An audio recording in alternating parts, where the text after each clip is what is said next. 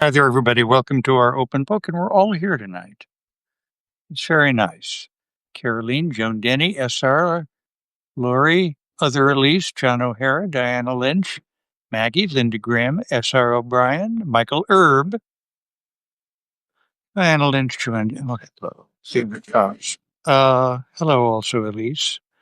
Uh, there's somebody else named Elise. Can you imagine? I think you sure, as a matter of fact. Yeah. All right. Hi there, Lucy. Hello, Plateau. Somebody on our crew has not read The Last Hurrah. Come to think of it, everybody sitting here in front of me has not read it. Did I I've read it, of course. So I'm just going to, for no other reason than that, I'm going to open it and when I reopened it today, I noticed that it's occurring this time of year. Oh, wonderful. However, 1956. I'm the only one here that has any memory of 1956, and not much. By the way, I have here my reading copy was given to me by my aunt, my late Auntie Chris. I got my own first edition years later. When it went on sale in 1956, it was sold for $4. And this one is inscribed William Costin Milliken, Salina, Kansas. So, Maggie, listen up. Edwin O'Connor actually began as a radio writer in Boston. This book is often thought to be set in Boston, and I wouldn't dispute it, but he went to college at Notre Dame, so there's a suggestion of Chicago in it. Pretty good movie, too, starring Frank Skeffington and Jeffrey Hunter. Frank Skeffington, isn't that the character? Frank Skeffington is the character. Yes. Spencer Tracy. Yes, okay, good. You see, I did read it. Boys are great. And I will try and avoid the broke. It was early in August when Frank Skeffington decided, or rather announced his decision, which actually had been arrived at some months before, to run for re-election as mayor of the city. This was a matter about which there had been public speculation for a good while. For, in fact, 4 years, ever since he had been inaugurated for what his opponents had fondly hoped was the last time.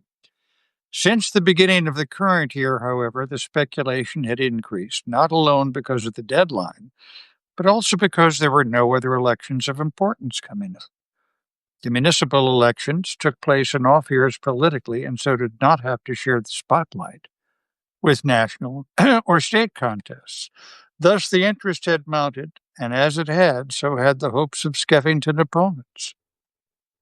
For a while, he was admittedly among the most durable of politicians. He was just as admittedly getting older, and in recent speeches and press conferences, he had expressed little interest in continuing his long political career.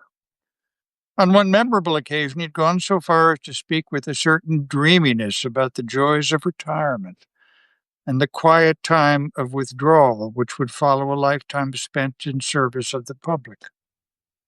Far from the madding crowd, he had said, gazing at the reporters expressionlessly, the declining years spent in solitude and contemplation, possibly in some rustic retreat. The hint had not been received without a measure of cynicism. One reporter from the chief opposition paper had led the questioning which followed. "Tell us, Governor," he had said, for Skeffington had twice also been governor of the state. The courtesy title lingered long after the office itself had been lost. "Just how would you propose to adjust yourself to this rustic life? Wouldn't it be pretty quiet? What would you do?" "Read," Skeffington had replied promptly, "and reflect." At this, his pale eyes had closed, and an expression of extraordinary benignity crossed the full, faintly veined, and rather handsome face. The long, heavy head inclined perceptibly forward, and the reporters found themselves looking at the silver crown of his hair. It was almost as if, in anticipation, he were paying pious tribute to the time of ultimate retreat. The reporter had coughed. We know you've always been a great reader, Governor, he had said a trifle sardonically. Any idea of what kind of books you'd take with you? Skeffington's reply, made with eyes still closed, had been characteristically elusive. The great books, he had said. The reporter had been persistent. Which great books, Governor? Skeffington's eyes had opened, the silver head had lifted, and once more the reporters met the deadpan look. I don't know whether you'd know them or not, he had said thoughtfully. The Bible, which is a book composed of two parts, commonly called the Old and New Testament, the poems and plays of Shakespeare and Englishmen, and during the winter months I would also take the paper which you represent. The reporter had said warily, Thanks for the compliment, Governor. I suppose there's some special reason. Skeffington had nodded. During the long winter months, a glowing fire might be welcome, he had said, and I have found from long experience that your paper burns very well. Makes grand kindling. I don't imagine, by the way, that most people are aware of that. If they were, your paper's very small circulation might be substantially increased. Any more questions, gentlemen? It had been a typical enough interview, save for the suggestion of retirement. None of Skeffington's opponents quite believed in this, but on the other hand, neither could they afford to discount it. On the whole, any hint of this kind was felt to be encouraging rather than otherwise, especially when related to certain other signs. For example, there were heartening rumors of Skeffington's ill health. Among the true optimists, it was confidently whispered that a mysterious disease was devouring his brain bit by bit, so that now there occurred intervals in every day during which he reverted to the habits of his childhood and expressed a desire to play marbles or hide and seek. The newspaper for which his nephew, Adam Caulfield, worked, the same newspaper whose combustibility Skeffington had praised, offered support of a more oblique kind. It began to run editorials reminding the voters that while the lifespan of man undoubtedly had been prolonged, the problems of senectitude had by no means been conquered, and that aged men in positions of public trust could constitute a definite hazard.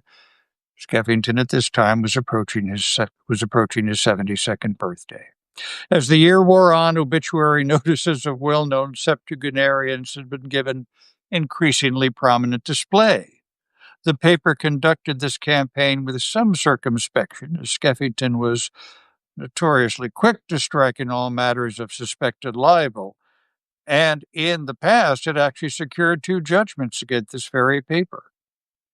And as the months went by, he paid absolutely no attention to the partially concealed attack. And this, taken with his own statement and the persisting rumors, was thought to all to be good, and hopes in which at first had been merely wistful now ripened and grew strong. But Skeffington smashed them all in a matter of minutes.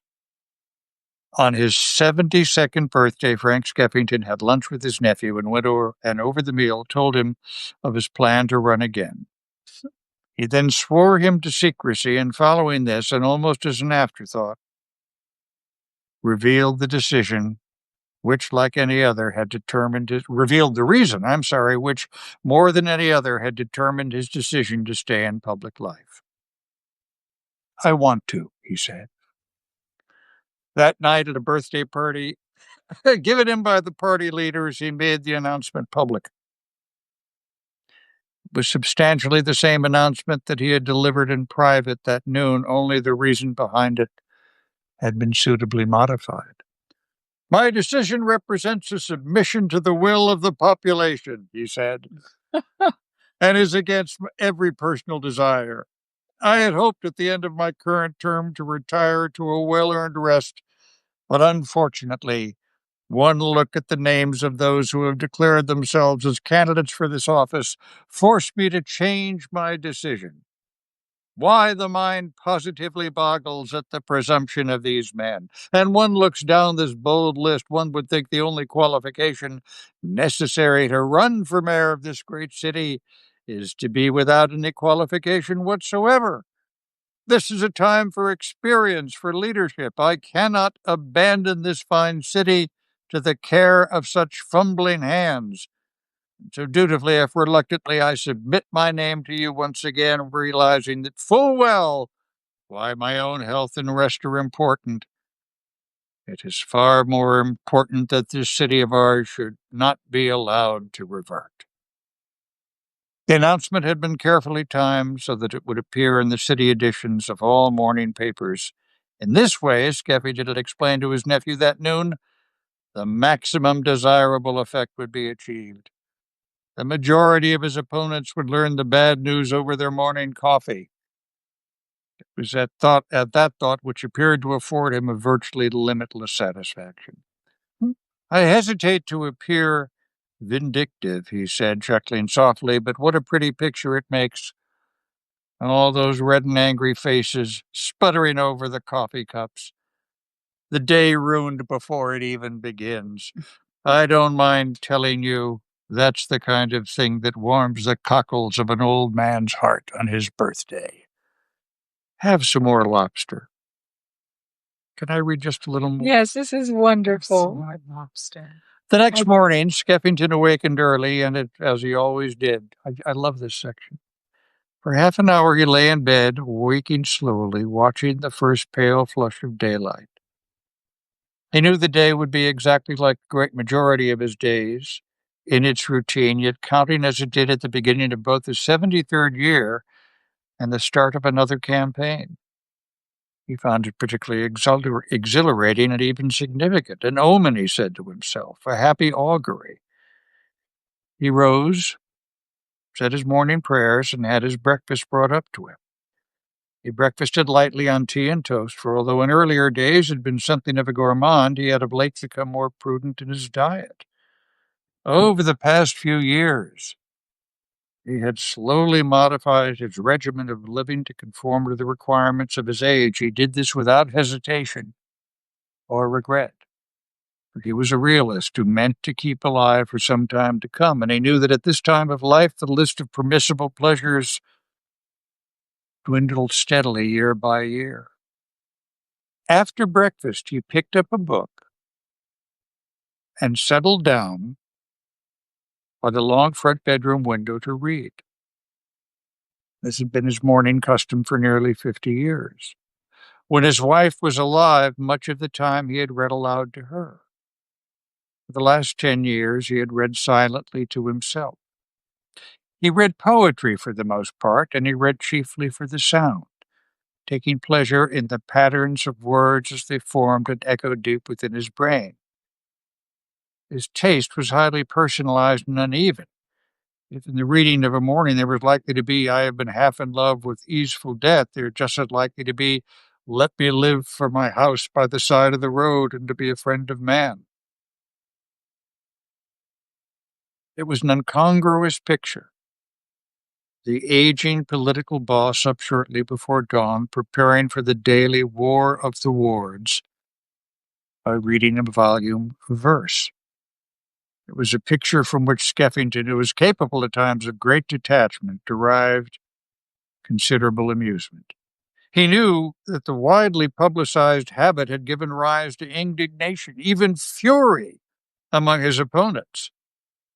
In several campaigns, it had even cropped up as a major issue, and I'm afraid the brogue has to come in here. 20 years before, it had been the principal target of Festus Mother Garvey, a crafty little volcano of a man who in midlife had been given his nickname because of his habit of carrying his mother about with him for purposes of endorsement. She would appear by his side at political rallies, the opening dialogue unvarying. "Good evening, Ma." "Good evening to you, Festus, my son. Ma, I'd like to have you meet all these grand folks out in the audience who came all the way here to see what I had to say for myself this evening." "Well, God, they'll love them all, Festus. And I'd like all ye grand folks to meet the lovely mother to whom I owe everything, and have and ever will have. You'll always be me best girl, Ma." "Ah, thank ye, Festus. And I like to tell all of yous that me son Festus is the grandest son in the world to me, and if yous vote for him, yous be making no mistake." Preliminaries over, Festus would leap into battle. Skeffington, who had shared many a platform with him, now recalled vividly his little antagonist racing up and down the stage, red-faced and screaming, hurling his charges of abuse, mismanagement, and corruption. Eventually and inevitably, he would come to the poetry. Here we are in this grand city of ours, paying the highest tax rates we ever paid, and our garbage hasn't been collected for weeks. Our backyards are being turned into veritable bedlams of nauseous perfumes, and where's the mayor with all this going on? I tell you where he is. He's up in his mansion on the avenue reading poems. The city smells to high heavens, and Frank Skeffington's got his nose in a book. Not one of us dares to take a deep breath for fear of being killed by the poisons around us, and our mayor is reading how Louisy Mary Lovenbreath thinks violets has a dainty smell in June.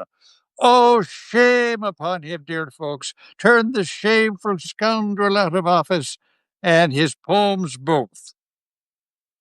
And Skeffington replied too, his own rebuttal. I've sat here this evening being warmed by the sight of this good mother speaking so eloquently in behalf of her son. It was touching, moving. Mother love was always edifying. Seeing her tonight by her son's side, I cannot avoid thinking of those beautiful lines, and mere the cheerless hours of the night a mother wandered with her child. He smiled benignly at the fierce, diminutive old lady who, hard by the side of her 55-year-old child, sat glaring at him.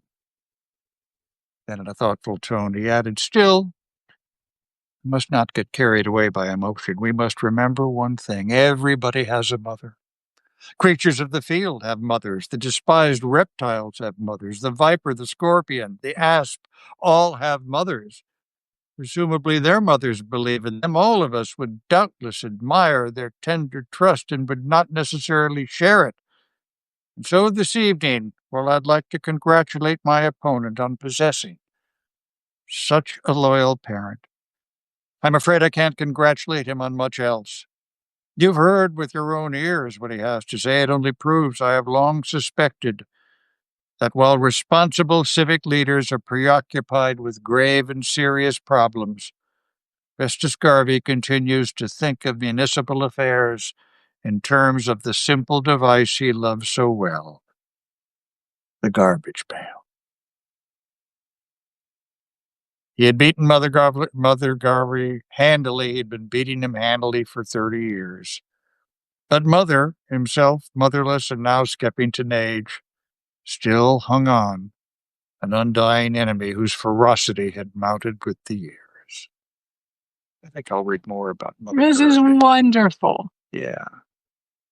So thanks very much for this. So, Maggie, what do you think? Can you see why some of us love The Last Hurrah? I'm putting you on the spot.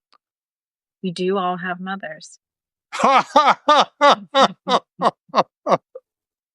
an excellent point. It's just a wonderful book. And it really does capture politics. Yes, it really does. No, it absolutely does. Maybe I'll try a few and we'll see next. Well, thanks very much for being with us in our open book. Tomorrow we will have a promo done from the office. It's Friday again. It's Friday again. So see you later. Time. Take care. Bye-bye. Yeah, that was great.